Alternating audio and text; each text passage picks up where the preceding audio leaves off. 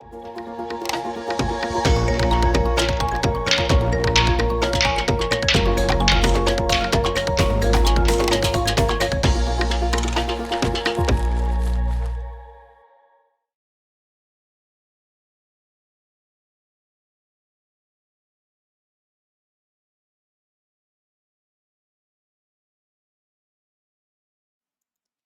वालेकुम बच्चों।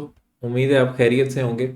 मैं हूं आपका केमिस्ट्री का उस्ताद लुत्फुल्लाह सिद्दीकी जी। हम डिस्कस करेंगे Bolan university of medical and health sciences chemistry paper 2025।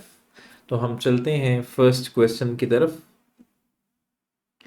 When hydrochloric acid is added to brine solubility of sodium chloride. तो ये जो है ये किस टॉपिक से रिलेटेड है? ये कॉमन आयन इफेक्ट से रिलेटेड क्वेश्चन है। Common ion effect very simple topic और बहुत इंटरेस्टिंग टॉपिक है। जब हम ब्राइन ब्राइन का मतलब क्या है? NaCl सोल्यूशन, हमारे पास NaCl सोल्यूशन फॉर्म में है तो दैट इज ब्राइन। तो सोडियम क्लोराइड आयोनाइज्ड फॉर्म में मौजूद है। अब हमने इसमें क्या ऐड कर दिया? हमने इसमें HCl ऐड कर दिया। HCl NaCl से ज़्यादा स्ट्रॉन्ग इलेक्ट्रोलाइट है और इसमें एक आयन कॉमन भी है। इन दोनों में एक आयन कॉमन भी है, दैट इज क्लोराइड आयन। तो HCl ज़्यादा आयोनाइज होगा तो क्लोराइड आयन की कंसंट्रेशन इंक्रीज होगी। तो यहाँ पर प्रोडक्ट की कंसंट्रेशन ज़्यादा होगी तो इक्विलिब्रियम डिस्टर्ब हो गया। तो जब प्रोडक्ट कंसंट्रेशन ज़्यादा हो जाती है तो रिएक्शन की डायरेक्शन बैकवर्ड हो जाती है। तो क्लोराइड आयन सोडियम आयन के साथ मिलेगा और इनसॉल्युबल फॉर्म में NaCl जो है वो इनसॉल्युबल फॉर्म में आने लग जाएगा, यानी कि उसके क्रिस्टल्स बनेंगे और इस तरह वो प्योरीफाई हो जाएगा, NaCl प्योरीफाई हो जाएगा। तो इस तरह NaCl की जो सॉल्युबिलिटी है वो कम हुई है। So the right answer is alpha. Next है zinc mercury concentrated HCl reduces acetaldehyde to.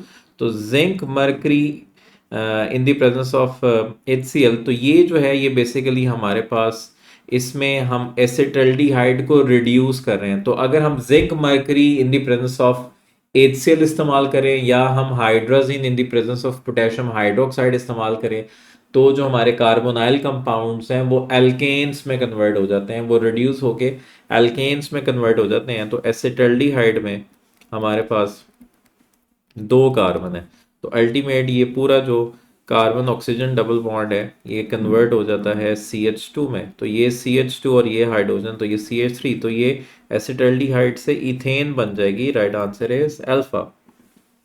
Which of the following group acts as a chromophore. Chromophore जो होता है इसकी वजह से कलर होता है, डाई का जो कलर होता है वो क्रोमोफोर की वजह से होता है। तो जो भी अनसेचुरेटेड होगा उसकी वजह से कलर होगा। तो अमाइनो ग्रुप में अनसेचुरेशन नहीं है। एजो ग्रुप जो है यस इसमें नाइट्रोजन नाइट्रोजन डबल बॉन्ड है तो यस ये जो है ये क्रोमोफोर है। हाइड्रोक्सिल ग्रुप में डबल बॉन्ड नहीं है, सल्फोनिक एसिड ग्रुप में डबल बॉन्ड नहीं है। राइट आंसर इज बेटा azo group is chromophore. Which of the following is natural adhesive. इनमें से कौन जो है वो नेचुरल एडेसिव है? Silicones, polyvinyl acetate, casein glue and polyamide. तो ये रिमेंबरिंग है, ये आपने याद रखा हुआ है कि कैसीन ग्लू जो है ये एक नेचुरल एडेसिव है। NH3 has net dipole moment but BF3 has zero net dipole moment because of. NH3 का तो डायपोल मोमेंट है लेकिन BF3 का नहीं है क्योंकि BF3 की जो ज्योमेट्री है वो प्लेनर है, ट्राईएंगुलर प्लेनर है। इसमें बोरॉन के पास कोई लोन पेयर नहीं है, जबकि इसमें नाइट्रोजन के पास एक लोन पेयर है तो ये पायरामिडल है। तो जब भी लोन पेयर आ जाएगा तो उससे ज्योमेट्री जो आपकी परफेक्ट ज्योमेट्री होती है वो डिस्टॉर्ट हो जाती है, तो फिर डायपोल मोमेंट कैंसिल आउट नहीं होते। तो लोन पेयर की वजह से पोलैरिटी इंड्यूस हो जाती है, लोन पेयर की वजह से वो मॉलिक्यूल पोलर हो जाता है। तो बोरॉन लेस इलेक्ट्रोनेगेटिव है नाइट्रोजन से, ये कोई रीजन नहीं है। फ्लोरीन ज्यादा इलेक्ट्रोनेगेटिव है नाइट्रोजन से, ये भी कोई रीजन नहीं है। BF3 पैरामेटल है? नो, BF3 पैरामेटल नहीं है, NH3 पैरामेटल है। दैट वाई उसमें एक लोन पेयर है, उसकी वजह से इसका नेट डायपोल मोमेंट है। Right answer is delta. Which of the following has lower vapour pressure. तो किसका वेपर प्रेशर सबसे कम होगा? जिसमें सबसे स्ट्रॉन्ग फोर्सेस होंगी। तो मेरे पास क्लोरोफॉर्म है, कार्बन टेट्राक्लोराइड है, वाटर है और एसीटोन है। तो किस में सबसे स्ट्रॉन्ग फोर्सेस हैं? Hydrogen bonding. किस में है सबसे स्ट्रॉन्ग फोर्स? किस में है? वाटर में। वाटर में हाइड्रोजन बॉन्डिंग है, जबकि बाकियों में नहीं है। So the right answer is Charlie. The electrons will enter which of these orbitals after filling the 3D orbital? तो इसमें आपने n plus L rule apply करना है, यानी कि 3D को फिल करने के बाद अगला इलेक्ट्रॉन किस सबशेल में जाएगा, किस ऑर्बिटल में जाएगा। सो इसकी n प्लस एल वैल्यू क्या है? 3 प्लस 2 5। तो यहां पर आप देखोगे, या तो सबसे पहले आपने देखना है जिसकी 5 हो, अगर 5 नहीं है तो फिर जिसकी 6 होगी, यानी कि जिसकी n प्लस एल वैल्यू या तो इसके बराबर हो या इससे ज्यादा हो, तो उसकी एनर्जी इससे ज्यादा होगी।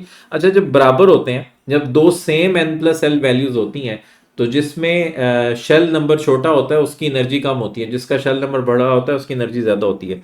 तो ये 4 प्लस 2 6 है, ये 4 प्लस 3 7 है, ये 4 प्लस 0 4 है और ये 4 प्लस 1 5 है। यस, ये 5 है। अब इसकी भी 5 है और इसकी भी 5 है। 3D और 4P, 4P और 3D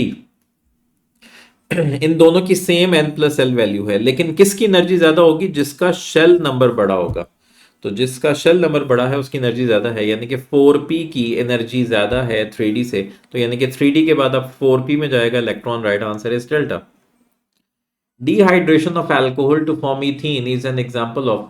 जब हम अल्कोहल में से वाटर निकालते हैं और एल्कीन बनाते हैं, तो ये क्या है? बेसिकली हम अल्कोहल में से क्या करते हैं? हम वाटर निकालते हैं।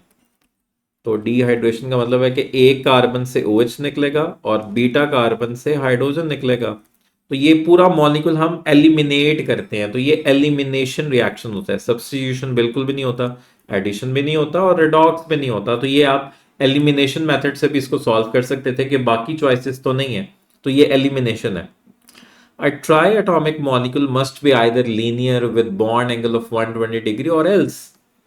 एक जो ट्राइएटॉमिक मॉलिक्यूल है जिसमें 3 एटम्स होते हैं, जैसे कि बेरिलियम क्लोराइड, इसमें 3 एटम्स है, तो ये लीनियर है, इसकी इसमें एंगल 180 डिग्री है। लेकिन हमारे पास एक और ट्राइएटॉमिक मॉलिक्यूल है SO2, तो इसकी जो शेप है वो तो बेंट है, इसकी शेप जो है ये बेंट है। इसी तरह हमारे पास एक और ट्राइएटॉमिक मॉलिक्यूल है वाटर, तो इसकी भी शेप बेंट है। यानी कि अगर आपके पास ट्राइएटॉमिक मॉलिक्यूल है तो वो लीनियर भी हो सकता है और बेंट भी हो सकता है। टी शेप नहीं हो सकता, पिरामिडल नहीं हो सकता, टेट्राहेड्रल नहीं हो सकता, बेंट शेप्ड हो सकता है। Right answer is beta. If molecules have strong dipole dipole force then they have high. अगर एक मॉलिक्यूल के अंदर स्ट्रॉन्ग डाइपोल डाइपोल फोर्सेस हैं तो ये इंटरमॉलिक्यूलर फोर्सेस हैं। इंटरमॉलिक्यूलर फोर्सेस डिसाइड करती हैं फिजिकल प्रॉपर्टीज को। तो क्या अगर उसमें स्ट्रॉन्ग डाइपोल डाइपोल फोर्सेस हैं तो क्या उसकी हीट ऑफ न्यूट्रलाइजेशन हाई होगी? हीट ऑफ न्यूट्रलाइजेशन का ताल्लुक होगा केमिकल बॉन्ड्स के साथ, इंटरमॉलिक्यूलर फोर्सेस के साथ नहीं। हीट ऑफ कंबस्टन का भी ताल्लुक केमिकल बॉन्ड्स के साथ होगा, इंटरमॉलिक्यूलर फोर्सेस के साथ नहीं। हीट ऑफ वेपोराइजेशन, यस, इसमें हम जस्ट एक स्टेट चेंज कर रहे हैं, लिक्विड से वेपर्स बना रहे हैं, तो इसमें हम इंटरमॉलिक्यूलर फोर्सेस को जो है वो ब्रेक कर रहे होते हैं। तो यस, उसकी हीट ऑफ वेपोराइजेशन हाई होगी। हीट ऑफ एटमाइजेशन, इसमें भी हम बॉन्ड को ब्रेक कर रहे होते हैं, एक एलिमेंट को तोड़ रहे होते हैं, उसके एटम्स में कन्वर्ट कर रहे होते हैं। सो ये भी इसका भी ताल्लुक केमिकल बॉन्ड के साथ है। So the right answer is Charlie. Which one is the most volatile liquid? इनमें से कौन सबसे ज्यादा वोलेटाइल है, जिसमें सबसे वीक फोर्सेस होंगी? वाटर में भी हाइड्रोजन बॉन्डिंग है, मेथनॉल में भी हाइड्रोजन बॉन्डिंग है, और बेंजीन, बेंजीन का चूंकि सरफेस एरिया ज्यादा है, बेंजीन इतना वोलेटाइल नहीं है। बेंजीन के अंदर चूंकि इसका सरफेस एरिया ज्यादा है, इसकी पोलराइजेबिलिटी ज्यादा है as compare to diethyl ether. तो ईथर जो है, ईथर में बहुत वीक फोर्सेस हैं, तो लिहाजा ये सबसे ज्यादा वोलेटाइल होगा, आसानी से वेपर्स में कन्वर्ट हो जाएगा। Right answer is delta. The molecule that has non zero dipole moment is. Carbon dioxide linear है, इसका डायपोल मोमेंट 0 है। कार्बन मोनोऑक्साइड लीनियर है, लेकिन चूंकि इसमें सिर्फ 2 ही एटम है, तो यस, इसका डायपोल मोमेंट होगा। BF3 ट्राइगोनल प्लेनर है, डायपोल मोमेंट 0 है। एल्यूमिनियम क्लोराइड ट्राइगोनल प्लेनर है, डायपोल मोमेंट 0 है। तो किसका नॉन जीरो है? कार्बन मोनोऑक्साइड का। विच एलिमेंट है स्मॉलेस्ट आयोनिक रेडियस, किसका स्मॉलेस्ट आयोनिक रेडियस होगा? Very simple, top to bottom radius increase होता है तो लिथियम सबसे ऊपर है, लिथियम सबसे ऊपर है तो लिथियम का सबसे स्मॉल होगा, उससे ज्यादा सोडियम, उससे ज्यादा पोटेशियम, उससे ज्यादा रुबिडियम। तो जो एटॉमिक रेडियस का ट्रेंड है वही आयोनिक रेडियस का ट्रेंड होगा। So the right answer is alpha, lithium ion. Which liquid when liquids are heated volume dash, जब हम किसी लिक्विड को हीट करते हैं तो जाहिर बात है मॉलिक्यूल्स दूर जाएंगे, मॉलिक्यूल्स दूर जाएंगे तो वॉल्यूम क्या होगा? वॉल्यूम इंक्रीज होगा। Right answer is beta, very simple. Which metal hydroxide is stable to heat, तो ये हमने पढ़ा है कि सोडियम और पोटेशियम के जो हाइड्रो ऑक्साइड हैं वो स्टेबल हैं टू स्टेबल टू हीट। तो लिथियम हाइड्रोक्साइड जो है वो भी डिकम्पोज हो जाता है, मैग्नीशियम हाइड्रोक्साइड भी हो जाता है और कैल्शियम हाइड्रोक्साइड भी हो जाता है। ये हाइड्रो ऑक्साइड्स जो है ये हीट करने पे अपने ऑक्साइड्स में कन्वर्ट हो जाते हैं, जबकि सोडियम हाइड्रो ऑक्साइड और पोटेशियम हाइड्रोक्साइड हीट करने पे आसानी से जो है डिकम्पोज नहीं होते, तो ये स्टेबल हैं towards heat. Right answer is beta. Which one of the following reactions involve either oxidation और रिडक्शन एक्सेप्ट, ये बहुत ही टेक्निकल क्वेश्चन है, मतलब पहले उसने स्टेटमेंट दे दी है which one of the following reactions involve either oxidation और रिडक्शन, वो पूछ रहा है कि इनमें से किस में ऑक्सीडेशन और रिडक्शन हो रही है, फिर उसने कहा एक्सेप्ट यानी कि अब नहीं हो रही, तो यानी कि आपने वो ढूंढना है जिसमें ऑक्सीडेशन रिडक्शन नहीं हो रही।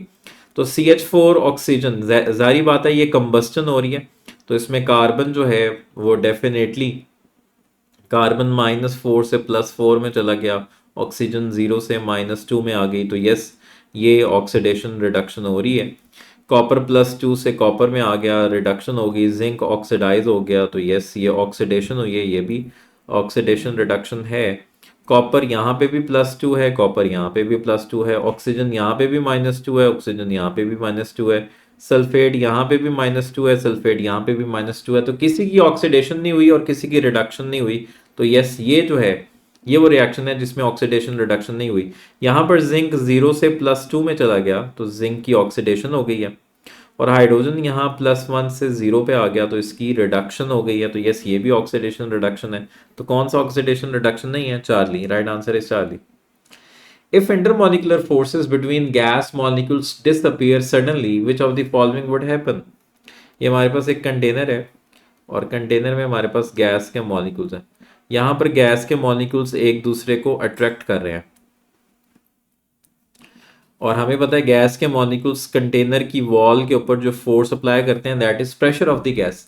अगर अगर इन गैस के मॉलिक्यूल्स के दरमियान जो इंटरमॉलिक्यूलर फोर्सेस हैं वो सडनली डिसअपीयर हो जाए यानी कि खत्म हो जाए तो फिर क्या होगा?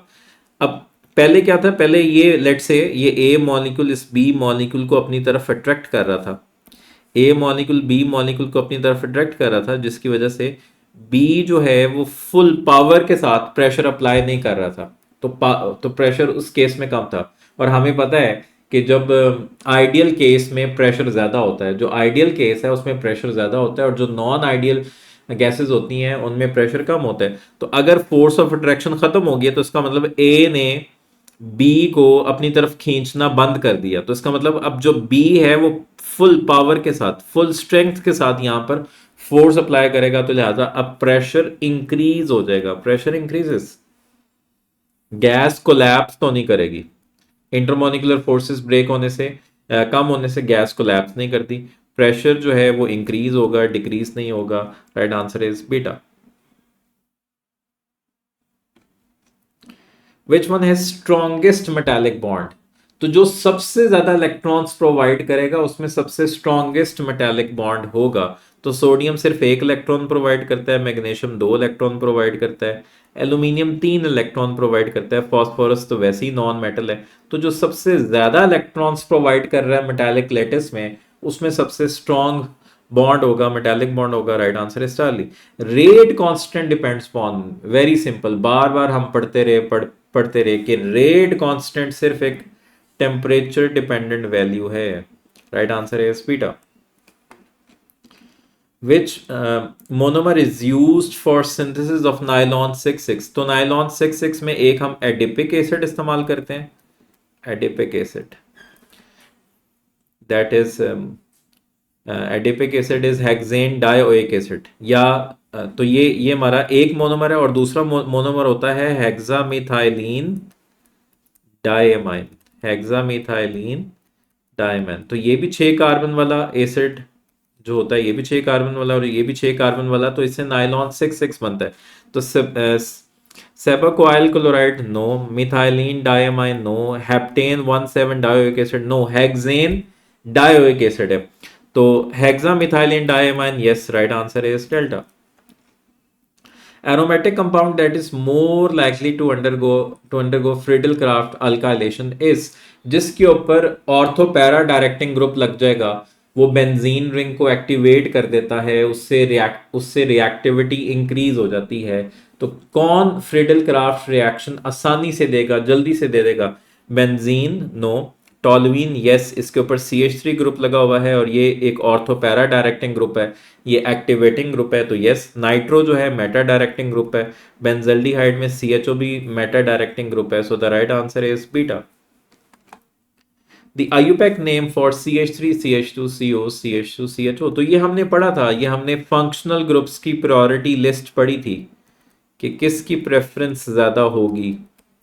सो जब कीटोनिक ग्रुप और एल्डिहाइड ग्रुप एक साथ आ जाए तो एल्डिहाइड की प्रेफरेंस होगी, तो एल्डिहाइड की प्रेफरेंस होगी।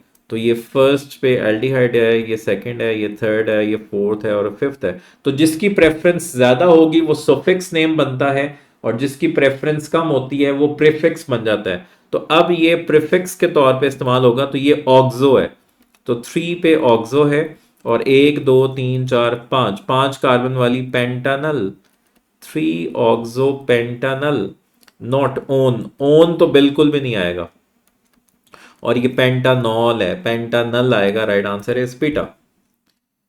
n plus L value for 4d orbital is, अभी हमने बात की, तो n प्लस एल वैल्यू कैसे निकालनी है, ये 4 और d के लिए l की वैल्यू 2, तो 4 plus 2 is equals to 6, right answer is charlie, very simple.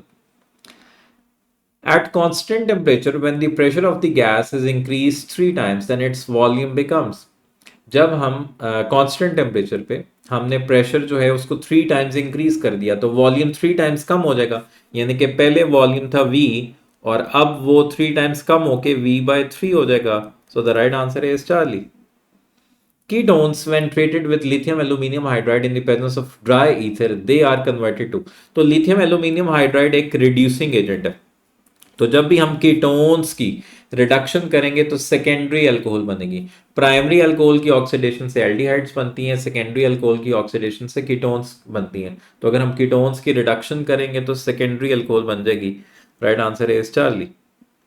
A terminal alkyne is treated with Lindlar's catalyst and hydrogen. The major product is, अच्छा वैसे जो टर्मिनल अल्काइन है ना हमारे पास, जो टर्मिनल अल्काइन है दिस वन, यानी कि जो ट्रिपल बॉन्ड है वो टर्मिनल पे है, तो लेंडलर्स कैटलिस्ट हम इस्तेमाल करते हैं, हाइड्रोजन गैस इस्तेमाल करते हैं, और palladium barium sulphate quinoline, palladium barium sulphate quinoline, इसको मिला के हम लेंडलर्स कैटलिस्ट कहते हैं। तो इसका काम होता है सिस एल्कीन बनाना, इसका क्या काम होता है, इसका काम होता है सिस एल्कीन बनाना। लेकिन टर्मिनल अल्काइन में ना सिस पॉसिबल नहीं है, क्योंकि ये जो कार्बन है, ये जो कार्बन है इसके साथ 2 डिफरेंट ग्रुप्स अटैच होने चाहिए थे, तो यहाँ पर तो ये जो है दोनों ग्रुप्स जो हैं वो सेम है। लेकिन अगर हमारे पास टर्मिनल अल्काइन नहीं है तो फिर तो यहाँ पे सिस एल्कीन बनती, लेकिन चूंकि यहाँ पर लिंडलर्स कैटलिस्ट का वर्ड इस्तेमाल हो गया तो लिंडलर्स कैटलिस्ट के लिए में हम सिस एल्कीन बनाते हैं, ठीक है। और सोडियम लिक्विड अमोनिया अगर हम लेंगे तो उससे हम ट्रांस एल्कीन बनाएंगे। सो यहाँ पर जो बेस्ट ऑप्शन बनती है वो है सिस एल्कीन, एल्केन तो बिल्कुल भी नहीं बनेगी, विनाइल क्लोराइड भी नहीं बनेगी। अब एल्कीन तो बननी है तो लिंडलर्स कैटलिस्ट होता है सिस एल्कीन के लिए, राइट आंसर इज बीटा। लेकिन मैंने आपको कहा कि टर्मिनल एल्काइन के केस में हमारे पास सिस नहीं बनती, लेकिन उन्होंने ऑप्शन हमें सिस एल्कीन दी है तो हम सिस एल्कीन को ही जो है वो पिक करेंगे। नेक्स्ट है, a student starts a reaction expecting to get 28 gram of product. तो स्टूडेंट ये एक्सपेक्ट कर रहा था कि 28 ग्राम प्रोडक्ट बनेगा, इसका मतलब है कि ये हमारी जो है ये थ्योरेटिकल यील्ड है, ये हमारी थ्योरेटिकल यील्ड है। लेकिन जब उसने एक्सपेरिमेंट परफॉर्म किया तो जो प्रोडक्ट उसको मिला वो 18 ग्राम है, और फिर बाद में फिर उसने क्या कहा, later it was found that 4 gram was lost. और ये जो 18 ग्राम उसको मिला था, इसमें से भी 4 ग्राम जो है वो लॉस्ट हो गया ड्यू टू स्पिलेज। ठीक है, स्पिलेज में लॉस्ट हो गया, यानी कि एक्चुअल, अब 14 में से भी हम 4 माइनस कर देंगे तो एक्चुअल में उसको 14 ग्राम मिला। सो एक्चुअल यील्ड उसकी 14 ग्राम है, थ्योरेटिकल यील्ड 28 ग्राम है। तो वो यही पूछ रहा है कि एक्चुअल यील्ड क्या है। एक्चुअल यील्ड 14 ग्राम है, 18 ग्राम नहीं है, 28 ग्राम नहीं है, 24 ग्राम नहीं है। तो पीछे एक ही ऑप्शन बची। और इसकी परसेंटेज यील्ड कैसे निकलेगी, actual over theoretical multiply by 100। तो 14 over 28 multiply by 100 is 50%। Right answer is alpha. Common name of pentanoic acid, pentanoic acid 5 carbon वाला एसिड है, इसका जो कॉमन नेम है that is valeric acid. Right answer is alpha. Caproic acid जो है वो 6 carbon वाला जो एसिड होता है उसका कॉमन नेम है caproic acid. Which one of the following is an exothermic process, melting of ice, ice heat को एब्जॉर्ब करता है और फिर आइस जो है वो हीट को एब्जॉर्ब करती है और फिर मेल्ट होती है, तो ये एंडोथर्मिक है। इवेपोरेशन ऑफ वाटर में भी हीट को एब्जॉर्ब किया जाता है। फोटोसिंथेसिस में लाइट एनर्जी एब्जॉर्ब होती है। Oxidation of sulphur, yes, sulphur की ऑक्सीडेशन करेंगे तो ये सल्फर की बेसिकली बर्निंग है, तो ये सल्फर की कंबस्टन है, तो यस ये एक्सोथर्मिक रिएक्शन होगा। राइट आंसर इज टाली। If an electrophile is the strong, if an electrophile is the attacking reagent, which one is the most reactive? Alkyl halides जो होते हैं, अल्काइल हेलाइड्स के जो रिएक्शंस होते हैं वो बेसिकली न्यूक्लियोफिलिक सब्स्टिट्यूशन रिएक्शंस होते हैं। तो उसमें हम बात करते हैं कि अल्काइल आयोडाइड सबसे ज्यादा रिएक्टिव है। लेकिन अगर इलेक्ट्रोफाइल अटैक कर रहा है ना, यानी कि इलेक्ट्रॉन डेफिशिएंट स्पीशी है, तो फिर कौन सबसे ज्यादा जो है वो हमारे पास सबसे ज्यादा इलेक्ट्रोनेगेटिव कौन है, सबसे ज्यादा इलेक्ट्रोनेगेटिव है एफ नेगेटिव। तो फिर ई पॉजिटिव जो है वो सबसे आसानी से एफ नेगेटिव के साथ बॉन्ड बनाएगा। ई पॉजिटिव सबसे आसानी के साथ एफ नेगेटिव के साथ बॉन्ड बनाएगा, आई नेगेटिव के साथ बॉन्ड नहीं बनाएगा। तो अगर इलेक्ट्रोफाइल अटैकिंग रिएजेंट है तो फिर अल्काइल फ्लोराइड सबसे ज्यादा रिएक्टिव होंगे। राइट आंसर इज बेटा, the activation energy of A reaction is usually unaffected by the presence of a catalyst, no। अगर हम जो है वो कैटलिस्ट इस्तेमाल करेंगे तो एक्टिवेशन एनर्जी कम हो जाती है, वो कह रहा है अनअफेक्टेड। नेक्स्ट ऑप्शन है low for the reaction that takes place slowly, जो जो रिएक्शन आसानी से होते हैं उनकी एक्टिवेशन एनर्जी हाई होती है, ज्यादा होती है, लो नहीं होती। Different for forward and backward reaction, yes, activation energy forward की कुछ और होती है, बैकवर्ड की कुछ और होती है, ये बात ठीक है। Increases with rise in temperature, no, temperature का एक्टिवेशन एनर्जी के ऊपर कोई इफेक्ट नहीं होता। राइट आंसर इज टाली। विच of the following mechanism involves A carbocation intermediate, इनमें से कौन कार्बोकैटायन इंटरमीडिएट जो है उसमें इन्वॉल्व होता है। E1, बेसिकली E1 में भी कार्बोकैटायन बनता है और SN1 में भी कार्बोकैटायन बनता है, तो इसमें दोनों ऑप्शंस जो हैं वो ठीक हैं। तो ग्रेस मार्क्स जो है वो आई होप कि आपको मिला होगा इसका।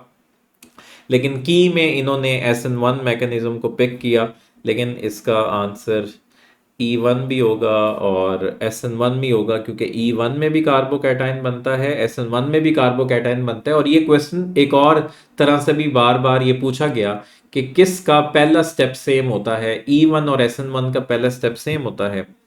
सो both A and C।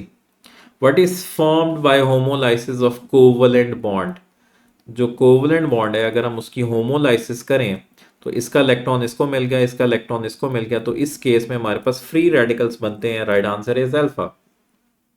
Which of the following reaction is the characteristic of alkene, इनमें से कौन जो है वो एल्कीन के कैरेक्टरिस्टिक रिएक्शंस हैं। तो एल्कीन में चूंकि डबल बॉन्ड है और इलेक्ट्रोफाइल सबसे पहले अटैक करता है और अल्टीमेट ये एडिशन रिएक्शंस शो करते हैं, तो इलेक्ट्रोफिलिक एडिशन रिएक्शंस इनके कैरेक्टरिस्टिक रिएक्शंस है। न्यूक्लियोफिलिक सब्स्टिट्यूशन जो है ये अल्काइल हेलाइड्स शो करते हैं और इसके साथ साथ कार्बोक्सिलिक एसिड्स या न्यूक्लियोफिलिक सब्स्टिट्यूशन रिएक्शंस शो करते हैं। Free radical substitution alkanes show करते हैं। एलिमिनेशन जो है ये हम अल्कोहल्स में भी एलिमिनेशन करते हैं, ये हम अल्काइल हेलाइड्स की भी एलिमिनेशन करते हैं। So the right answer is alpha. Toluene reacts with bromine in the presence of UV light to produce. तो ये है जी हमारे पास टॉलुइन, इसको हम रिएक्ट करवाएंगे ब्रोमीन के साथ इन the presence of sunlight, UV light.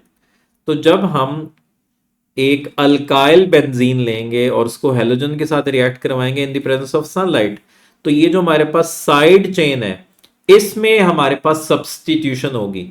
तो यहां पर फ्री रेडिकल मैकेनिज्म जो है वो फॉलो होगा, तो यहां से हाइड्रोजन निकलेगा और उसकी जगह हेलोजन लग जाएगा। ये हाइड्रोजन निकला, उसकी जगह Br लग गया, तो ये बन गया बेंजाइल। बेंजीन रिंग पे जब CH2 लगा हो तो ये बेंजाइल होता है, तो ये बेंजाइल ब्रोमाइड है। तो इसमें बेंजीन रिंग के ऊपर कोई सब्सटीट्यूशन नहीं होगी, मेटा ब्रोमोटोलुइन नहीं बनेगा, ऑर्थो ब्रोमोटोलुइन नहीं बनेगी, ब्रोमोबेंजीन नहीं बनेगी, बेंजाइल ब्रोमाइड बनेगी। Right answer is beta. Reaction of phenol with acetyl chloride will yield. Phenol अगर एसिटाइल क्लोराइड के साथ रिएक्ट करेगा, फिनोल अगर एसिटाइल क्लोराइड के साथ रिएक्ट करेगा तो क्या होगा, यहां से H निकला, यहां से Cl निकला, ये HCl बन गया, तो पीछे ये लग गया, तो ये बन गया फिनाइल एसीटेट, ये एक एस्टर बन गया। Right answer is beta. Consider the reaction 2Na plus Cl2, it gives 2NaCl. If 4 moles of Na and 2 moles of Cl2 are reacted, how much chlorine will remain unreacted? बहुत simple है। अच्छा, sodium और chlorine में जो mole ratio है वो क्या है? अगर इसके 2 मोल है तो इसका 1 मोल है, यानी कि क्लोरीन का हाफ मोल इस्तेमाल हो रहा है एज कंपेयर टू सोडियम। तो अगर मैंने सोडियम को डबल किया और क्लोरीन को भी डबल कर दिया तो अभी भी दोनों इस्तेमाल हो जाएंगे। मैंने सोडियम को भी डबल कर दिया और मैंने क्लोरीन को भी डबल कर दिया, तो अभी भी इस केस में भी ये दोनों कंप्लीटली यूटिलाइज हो जाएंगे और 4NaCl बन जाएगा। तो क्या क्लोरीन पीछे बचेगा? नो, क्लोरीन जो है वो पीछे बच जाएगा 0 मोल। क्लोरीन विल रिमेन अनरिएक्टेड, तो कितना क्लोरीन पीछे बच जाएगा? 0 मोल पीछे बचेगा। Right answer is alpha. Unit of rate constant for a particular reaction depends upon. तो रेट कांस्टेंट का जो यूनिट होता है वो ऑर्डर ऑफ रिएक्शन पे डिपेंड करता है। जैसे कि जीरो ऑर्डर रिएक्शंस के लिए रेट कांस्टेंट का यूनिट वही होता है जो रेट ऑफ रिएक्शन का यूनिट होता है। फर्स्ट ऑर्डर रिएक्शंस के लिए रेट कांस्टेंट का यूनिट पर सेकंड होता है। Right answer is delta. Temperature पे डिपेंड नहीं करता, एक्टिवेशन एनर्जी पे डिपेंड नहीं करता, मॉलिक्यूलैरिटी पे डिपेंड नहीं करता, ऑर्डर पे डिपेंड करता है। Right answer is delta. Expression for Boyle's law, Boyle's law का एक्सप्रेशन क्या है? और ये P ऊपर आके P की पावर होगी -1। So the right answer is beta. ये एवोगैड्रोस लॉ है, ये गेल-लुसाक्स लॉ है, ठीक है। और P is directly proportional to n number of moles बढ़ाएंगे तो प्रेशर बढ़ेगा, तो ये जो है ये भी बॉयल्स लॉ नहीं है। Right answer is beta. A molecule will be chiral if it has, एक मॉलिक्यूल कायरल होगा जब उसके पास 3 डिफरेंट ग्रुप्स लगे होंगे। नो, यहां पर उस कार्बन के साथ चारों डिफरेंट ग्रुप्स अटैच होंगे। No element of symmetry, yes, एक मॉलिक्यूल तब कायरल होता है जब उसमें कोई एलिमेंट ना हो, सिमेट्री वाला कोई एलिमेंट ना हो। No element of symmetry, yes. Superimpose हो, no, non superimposable mirror images होनी चाहिए, मिरर इमेज तो बिल्कुल भी नहीं। सो बेसिकली एक मॉलिक्यूल कब कायरल होता है? जब उसमें एक तो हमारे पास एक कायरल कार्बन होता है जिसके साथ चारों डिफरेंट ग्रुप्स अटैच होते हैं, और बेसिकली उसमें नो एलिमेंट ऑफ सिमेट्री होना चाहिए। राइट आंसर है beta. Which hydride of group 7A has lowest boiling point? तो ग्रुप 7A के जो हाइड्राइड है उसमें सबसे ज्यादा बॉइलिंग पॉइंट तो HF का है, क्योंकि इसमें हाइड्रोजन बॉन्डिंग होती है जबकि बाकियों में हाइड्रोजन बॉन्डिंग नहीं है। तो ये तो एक्सेप्शन होगी, HF का बॉइलिंग पॉइंट सबसे ज्यादा है क्योंकि इसमें हाइड्रोजन बॉन्डिंग है। अब आप HCl से नीचे की तरफ आओगे, HCl से HBr और HI, तो top to bottom size increase हो रहा है, पोलराइजेबिलिटी इंक्रीज हो रही है, तो लंदन डिस्पर्जन फोर्सेस स्ट्रॉन्गर होंगी। तो HI का बॉइलिंग पॉइंट सबसे ज्यादा होगा और HCl का सबसे कम होगा, लेकिन की में HI मार्क किया हुआ है, लेकिन असल में HI का बॉइलिंग पॉइंट सबसे कम होगा। Right answer is beta. Kc value will change if we change. Kc जो है वो सिर्फ एक टेम्परेचर डिपेंडेंट वैल्यू है, हाँ, इक्विलिब्रियम पोजीशन जो है वो आप डिस्टर्ब कर सकते हैं, वो आप चेंज कर सकते हैं प्रेशर को चेंज करके, टेम्परेचर को चेंज करके, कंसंट्रेशन को चेंज करके। लेकिन केसी वैल्यू सिर्फ टेम्परेचर को चेंज करने से चेंज होती है। Right answer is beta. The F the NFN bond in NF3, ये NF3 है, इन NF3 इज 101.9 डिग्री से लेके 102.4 degree, much lesser then in ammonia. Basically NF3 में जो बॉन्ड एंगल है वो 102 डिग्री है, जबकि अमोनिया में जो बॉन्ड एंगल है दैट इज 107.5 डिग्री। तो बेसिकली ऐसा क्यों है? Presence of lone pair on fluorine, no. Lone pair तो बेसिकली नाइट्रोजन के पास भी है, नो, लोन पेयर का तो कोई ताल्लुक नहीं है। High electronegativity of fluorine, yes, basically fluorine की इलेक्ट्रोनेगेटिविटी हाइड्रोजन से ज्यादा है, जिसकी वजह से पेयर ऑफ इलेक्ट्रॉन बाहर की तरफ होते हैं।